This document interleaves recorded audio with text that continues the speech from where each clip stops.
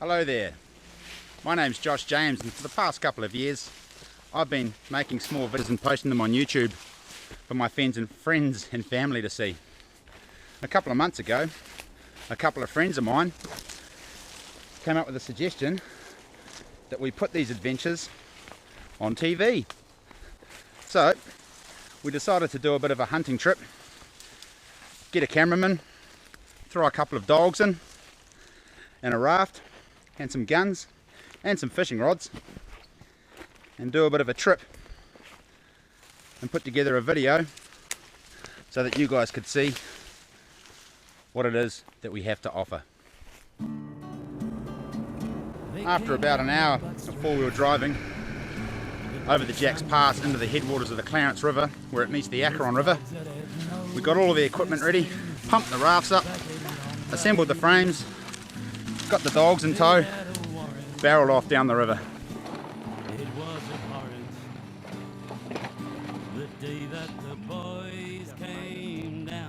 Everything was going according to plan.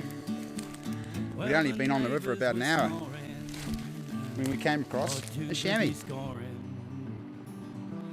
Time for the boys in blue to show crime doesn't pay. They know what they're there for, what they kept their four square for.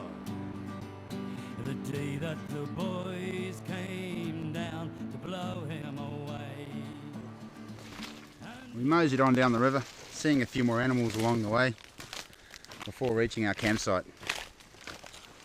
That evening we decided to go for another hunt to see if we can get some bacons for the freezer, because everyone likes bacon. It's the first evening and we're just going out for an evening hunt to see if we can find some animals floating around. There's been a lot of sign on the beaches coming down here, and the terrain looks pretty good, so hopefully we'll see something and bang.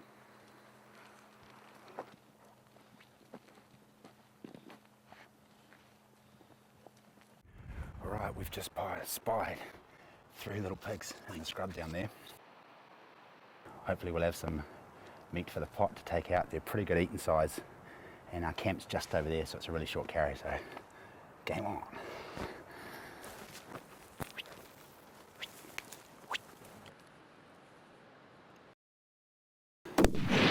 Yep, got him.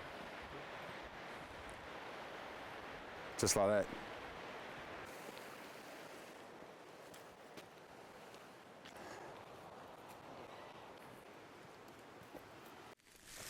After a few days of rafting and hunting, we decided that a reality TV show would probably be a lot better viewing than just a straight hunting show. So we made camp, lit a fire, cracked open a bottle of rum, had a few drinks, put our heads together and came up with this idea. I would go to bed and the lads would devise a plan for the next day, and they would come and inform me first thing in the morning when I awoke. I've just been given some rather disturbing news. The boys said that tomorrow I'm not allowed to eat anything, but I am going to be given my Gore-Tex jacket and my Gore-Tex pants. They're going to take away my tent, and they're also going to give me a rifle with 3 bullets, which might be a problem because I'm a pretty ratchet shot. I've missed a few animals today, so hopefully tomorrow I'll be able to shoot something and won't go hungry. Cheers guys. You can bugger off now. The next morning I was up at the crack of dawn, foraging around the campsite looking for insects and stuff to eat. The bear grylls may eat that crap, but I decided to wait to see if I could nail a goat way down the river. After watching the others having a delicious meal of bacon and eggs, we set out, navigated a few rapids, and went on down the river. Alrighty, seeing as I've got to shoot an animal to eat, and my lovely friends haven't given me a lighter or matches, and I've only got a bit of chocolate, I figure I might as well cut some mahoe here to light a fire using primitive methods, because I don't really want to go for the night without having a fire. It's pretty cold, it's the middle of winter, so fire is probably the most important thing for survival. So they did give me a massive knife to use, which is good. So I'm just going to hoe into a tree here and get a couple of pieces. Just got to find a dead branch. There's one right there. How handy is that?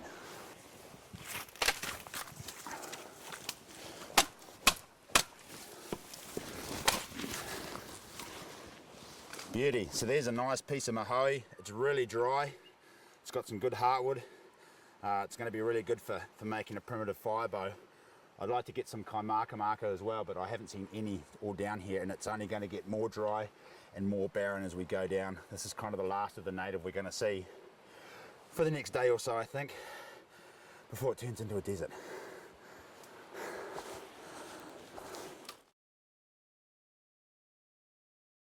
A lot of the rock formations on the Clarence River are 45 to 75 million years old.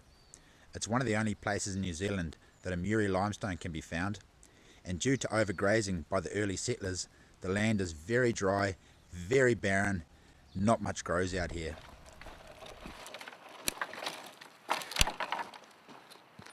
Found a bunch of awesome rocks down the beach when I was getting some firewood, just to give you an idea of how important this area is to geologists. Not that I'm a geologist, but rocks are cool. Check these out. So this stuff here, this is the Muri limestone. It's supposedly up to 75 million years old, and you can find heaps of cool fossils in it, but this hasn't got any fossils at all. It's just a piece of limestone. Might take it home and carve something out of it for my grandma. She loves this shit.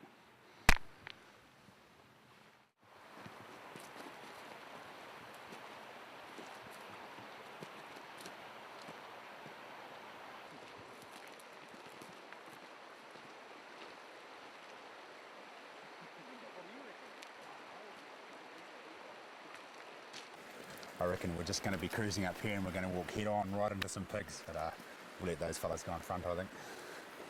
What's that black thing just above the horizon there on that cliff? Just below that last big bit of green, just over the horizon. Just be able to see it where you are. Just this first horizon here, just over there. See it?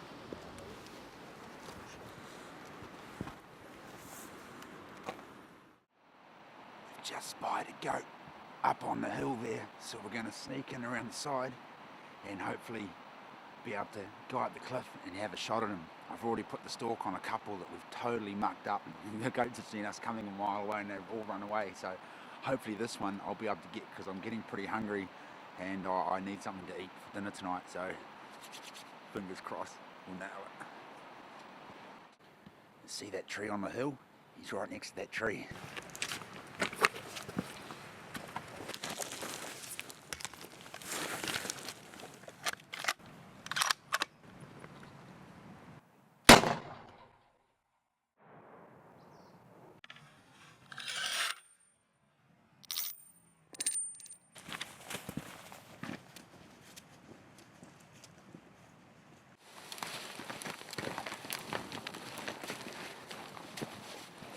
It's a bonus, it's a delicious stinky billy goat.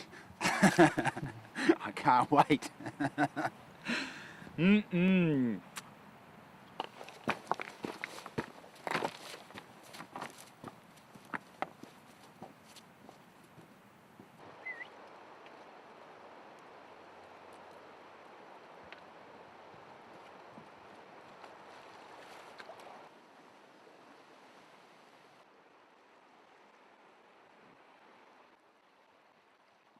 The Clarence River was quite an important trading route for the Māoris about 700 years ago. This was the main route from the east coast to the west coast. The greenstone traders used to travel up here to the tribes that lived in Blenheim and at the mouth of the Clarence River. These days, the only way to get into the Clarence is by a four-wheel drive track that's cut into the mountainside behind me. It's a pretty rustic four-wheel drive track. Whoa, a bit of waves there, trying to get our cameraman too wet. It's a pretty rustic four-wheel drive track and it needs a lot of maintenance. So kind of the main route in and out is by helicopter or light airplane. Get out of the way, dog. Come on, dog, get out of the way. Come here. Come on, good girl, good girl.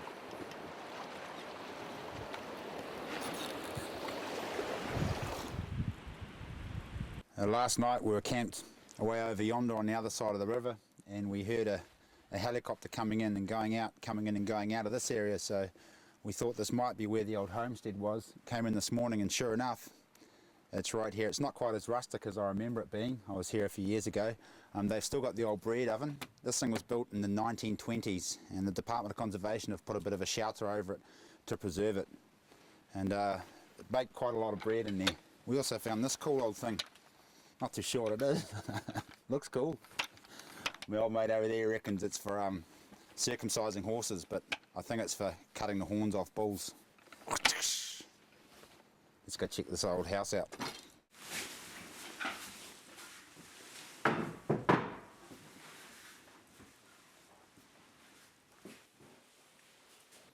Now just imagine the old, bit of mouse shit in my cup. You can just imagine the old mustard sitting here back in the day having cups of tea and endless bottles of whiskey, talking about mustering sheep, I guess, in cattle.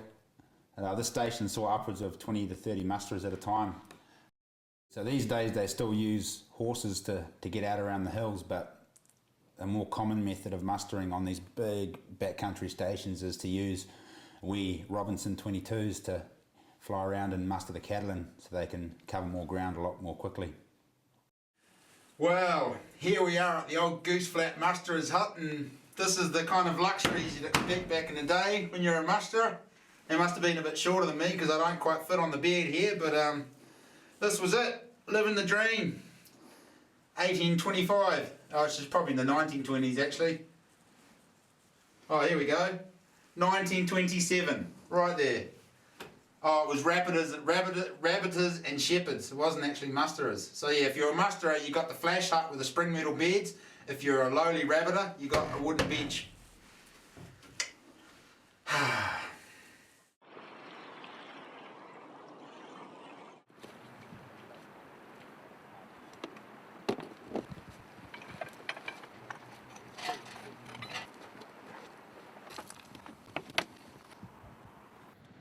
Alright, tonight I'm going to attempt to make primitive fire. This is actually take number 3, so hopefully it works this time. We need a big knife. Don't actually need that, but it's cool to have a big knife. Everyone likes big knives. Board to drill your little hole in with the knife, and then you have to set your spindle, which is made of Mahoi or Kaimaka, into the Mahoi fireboard right there. Once your spindle's bedded down and you've got a nice hole, you sharpen one end. That sharp end goes into this block here, and you hold that block on top to give it pressure. Then you need quite a stiff bit of wood for your fire bow, and I'm just using a shoelace here for a string. You can get really technical and use animal sinew or roots, but it doesn't work quite as well as a shoelace. So now that I've got my tinder on there, the tinder is made of horseshoe fungus and a little tiny bit of dried panga leaf, which I'm running out of. That's all set to go. Then I've got my little pile of chewed up manuka bark and some manuka sticks to put my burning tinder into and hopefully blow into it and start a fire.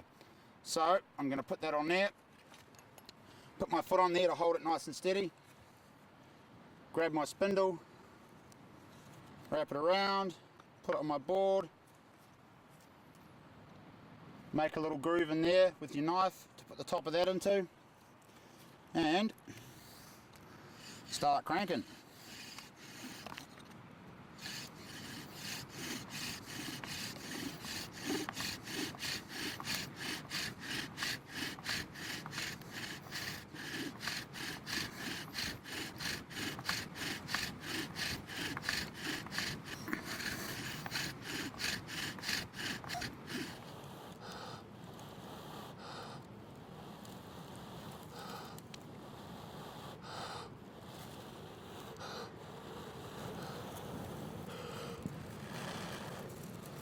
Oh, losing tinder here.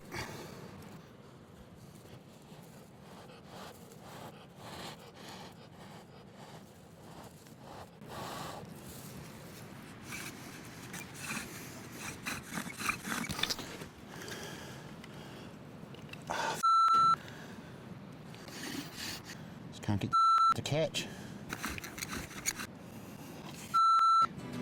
Some take delight in picking a fight and beating upon the queer chap. When I get pissed, I want to kiss the lass behind the bare taps.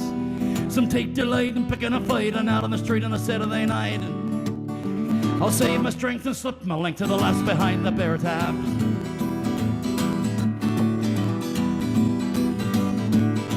I've often woke up stony broke and all my pay I've spent it. If I've the breast and a willing lass, I'll take my rod and bend it.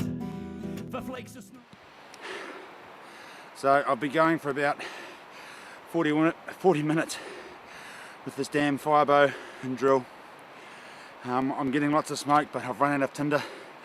I can't get the spark to light, so I think I'm going to have to just eat the goat raw. I'm bloody hungry. I've been going all day with only a nibble of goat's heart, so the dog's already eaten some of the goat and I've got another leg left. I was hoping I'd be able to start a fire and spit roast it, but no chance, so you might have to. I'm just going to go get some water. It's actually pretty dirty. I don't know if I can eat the whole thing. I'll have to give it a trim the outside, tough shit off. It'd be nice if the boys gave me a chopping board, but I wasn't even allowed.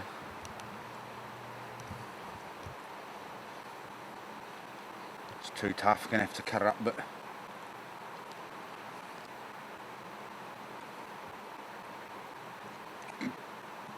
Delicious. It's really good.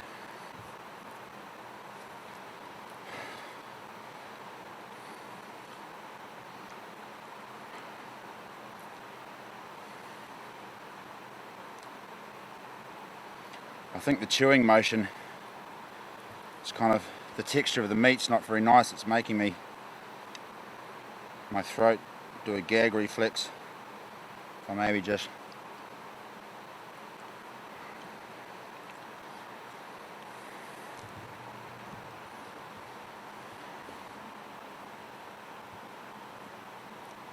it's actually not too bad. It's kind of a bit like sashimi, I guess, a bit like raw fish. It's surprising because it was a billy goat, so I actually thought it was going to be kind of hard and tough and disgusting even cooked, but it's fairly tender. And there's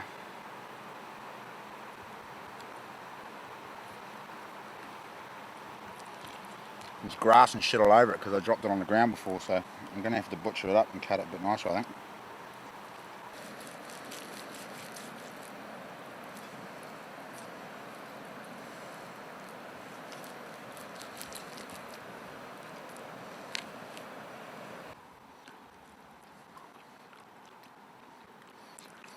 I didn't realise I was this hungry. It's actually pretty good.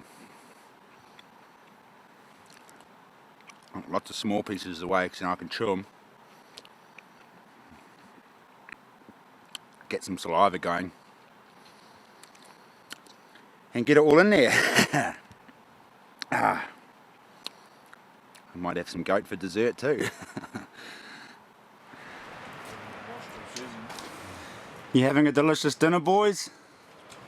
Not bad at all. Good evening, Josh. And what's I've actually already eaten. I'm about to have dessert. And what's on the menu tonight? Doesn't quite look as tasty as my meal. I see you guys have got a nice warm fire as well.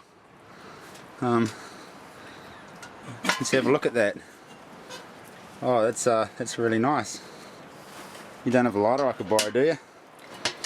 I think part of the deal, mate, you're meant to be outside, so you probably should get back out there. Yeah. There's a hard road to the top.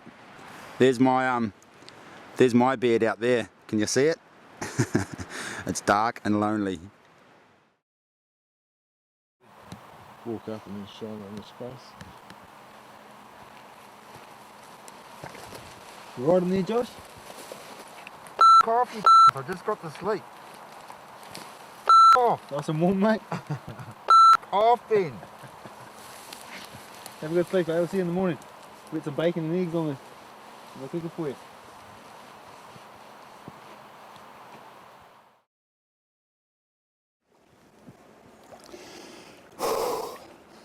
That was a really long night. I can't remember the last time that I had half a chocolate bar and some goat to eat. I don't think I've ever had just half a chocolate bar and some goat to eat. But I was up at the crack of dawn getting stuck into those cornflakes. I woke the film crew up, got them out of bed, got the fire going in the tent, and had about 5 bowls of bloody cornflakes. It was so good. We're on a downhill slide here. It's all downhill from here, the uphill bit at the end, but we're home free. I'm bloody tired, I'm exhausted, my legs keep cramping up, but it's all good in the hood, and I'm on holiday.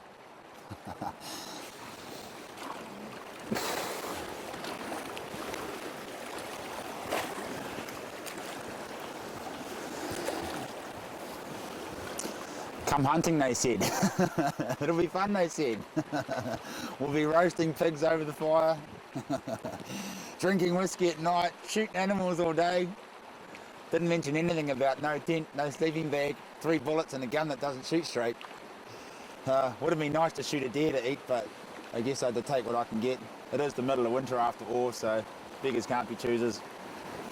And I have to say, that goat was actually quite delicious. It was it was actually a bit like tuna. A bit like sashimi, raw fish, without the wasabi and the soy sauce and the rice spores soaked in vinegar.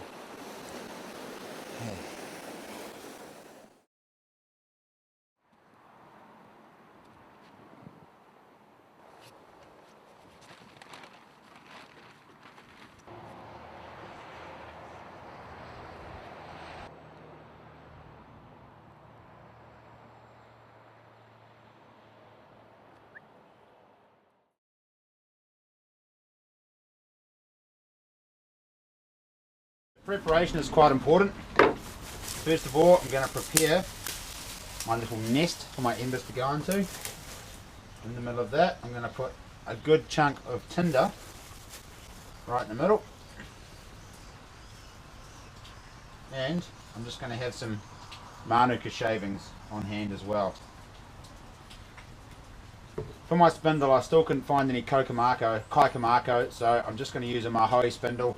Doesn't work as good as kaikamako, but it should do the trick hopefully.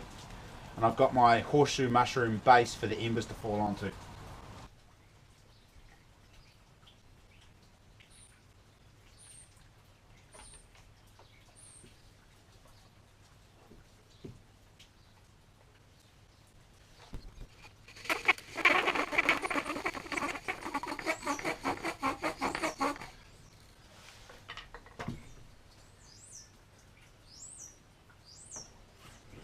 Alright, now I've got my good ember base.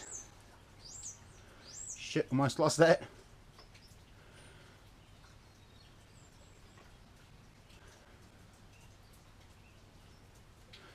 This horseshoe mushroom, once it's going, will just keep smoking. It's really good. So I'm now going to carefully transfer this, about to run out of battery, onto my tinder. Look at that.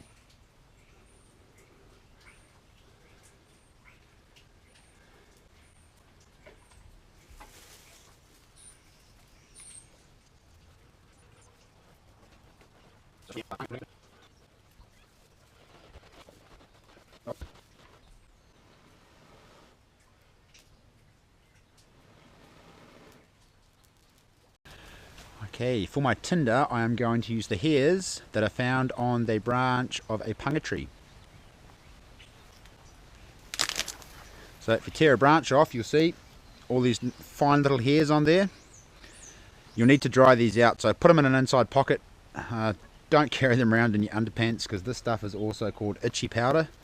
It was one of my favourite tricks when I was a kid, to put this stuff in my brother's underpants. Haha. So make sure it's in an inside shirt pocket and it will dry in a couple of hours. And this is a mahoe tree I'm standing underneath. It's pretty easy to identify. Shape of the leaves, colour of the leaves, also these stalks that come right off the main trunk tend to be quite straight. You'll need to get quite a thick piece of wood for your burning board. Remember, when you split it in half, split that half in half so the heartwood is right on the edge of the board. That's the stuff that's going to create embers. I just thought I'd show you guys a horseshoe mushroom so you know what one looks like when you go to collect one to chop up and collect embers from your fire bow or primitive fire making methods. So this is it here. The bigger and puffier the better. This is not a great example, it does have some puffy nodules underneath, which is what we're looking for. And we just dry that out, slice it up, and you've got yourself an ember collector.